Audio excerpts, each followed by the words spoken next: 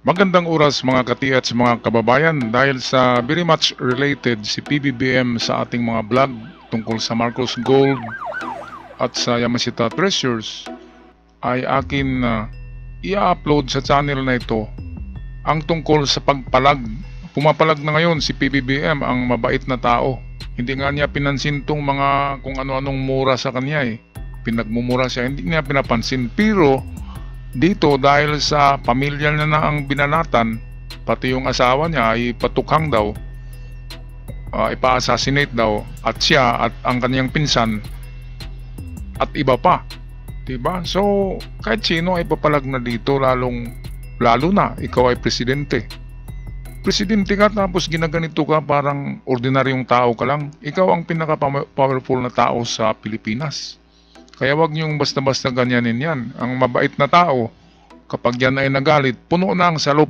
Ito ang presidenteng PBBM. Mukhang galit eh. Atin pakinggan at panuorin. Nakakabahala ang mga pahayag na narinig natin itong mga nakarang araw. Nandyan ang walang pakundangang pagmumura at ang pagbabanta ng planong ipapatay ang ilan sa atin. Kung ganun na lang kadali ang pagplano sa pagpatay ng isang presidente, paano pa kaya ang mga pangkaraniwan na mamamayan?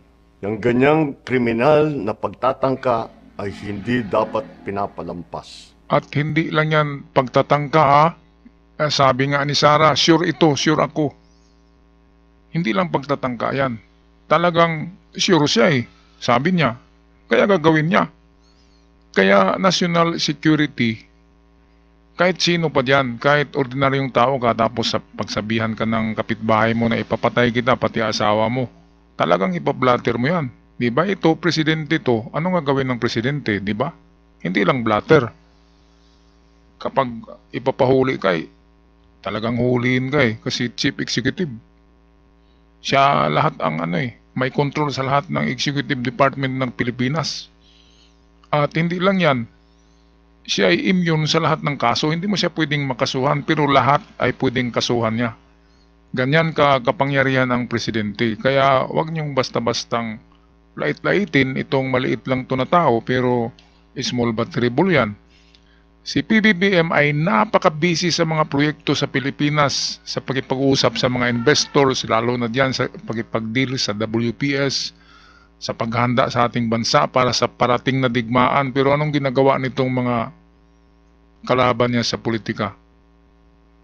Dahil sa yung utak ay utak tukhang, walang iniisip, hindi iniisip ang nangyayari na ngayon sa Pilipinas na tayo'y in the brink of war between China. Hindi nila yan iniisip. Ang iniisip nila paano sila makaupo sa Pilipinas na magiging presidente sila para makontrol nila muli ito.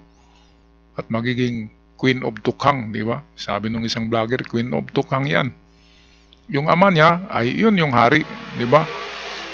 Okay, hindi sana ako magipag-anuhan dito eh. Pero dahil sa talagang bilib ako kay PBBM, lalo na sa kanyang ama, ay dito ako kakampi sa kanya.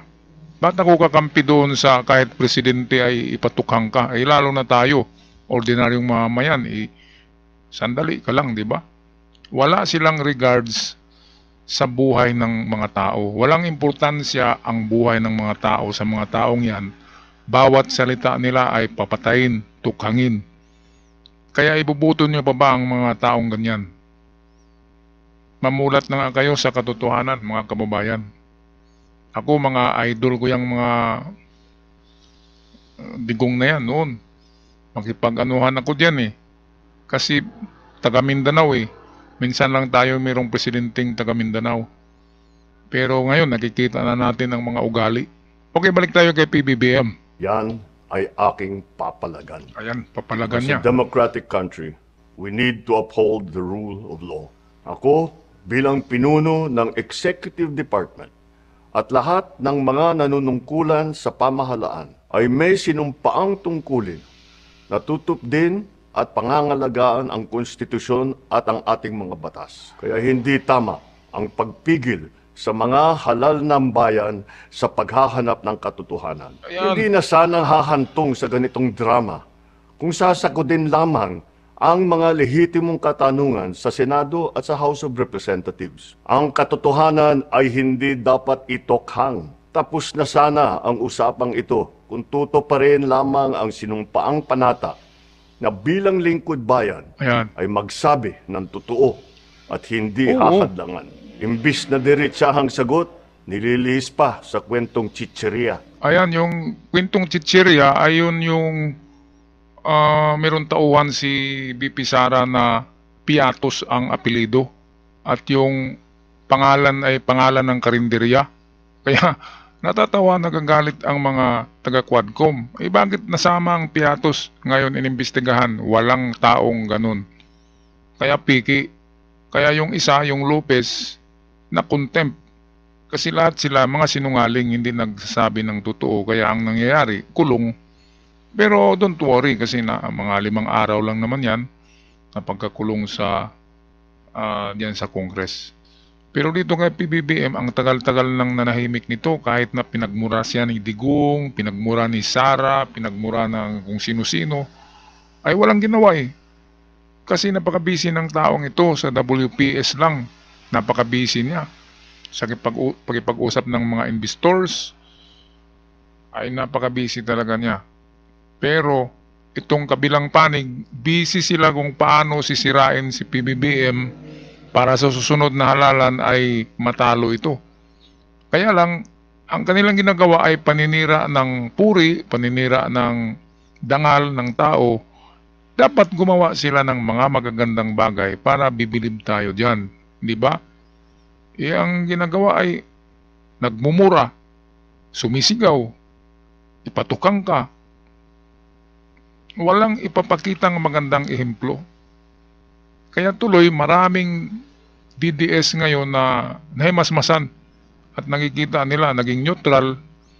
Katulad ko, ako'y bumoto kay Digong pati kay Sara noon. Pero ngayon, makita mo ang magsalita eh. Talagang maanghang. Hindi parang opisyal ng bayan. Parang hindi sila halal. Okay, tapusin natin ng video. Balik tayo kay PBBM. Hangad ko na matuldukan na itong mga pangyayaring ito sa parang matiwasay at magdadala sa atin sa katotohanan. 12 taon din ako nanungkulan sa magkaparehong kamara ng Kongreso. Batid ko ang kapangyarihan iginawad sa kanila ng taong bayan at ng ating konstitusyon.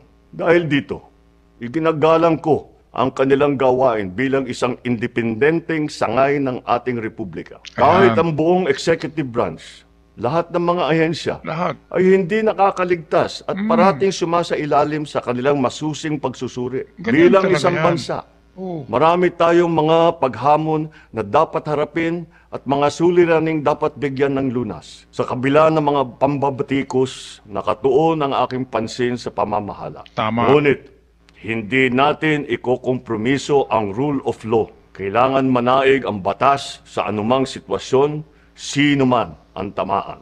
Kaya hindi ko hahayaan magtagumpay ang hangarin ng iba na hatakin ang buong bansa sa Ayan. burak ng politika. Yan ang gusto ko marinig kay PBBM, matapang. Ayan, kasi sobra-sobra na eh. Grabe, minumura siya kung ilang mura, 1 milyon na yata. Lalo na yung mga DDS vlogger, pinagmura. Bakit nyo mumurahin eh? Wala naman kayong... Ano bang ginawa sa inyo ni PBBM? Wala naman. Wag kayong magmura ng magmura. Magsalita lang kayo ng maganda. Di ba? Para good vibes. Kasi ang lahat ay lilipas.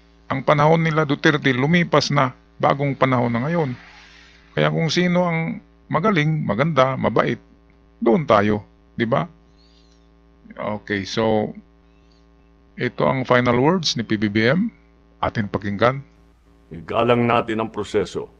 Tuparin natin ang batas.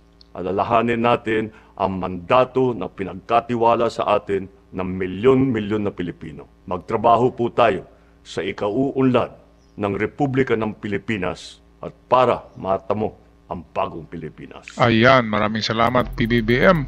Sa wakas ay narinig ko na rin na nagsalita si PBBM ng matapang.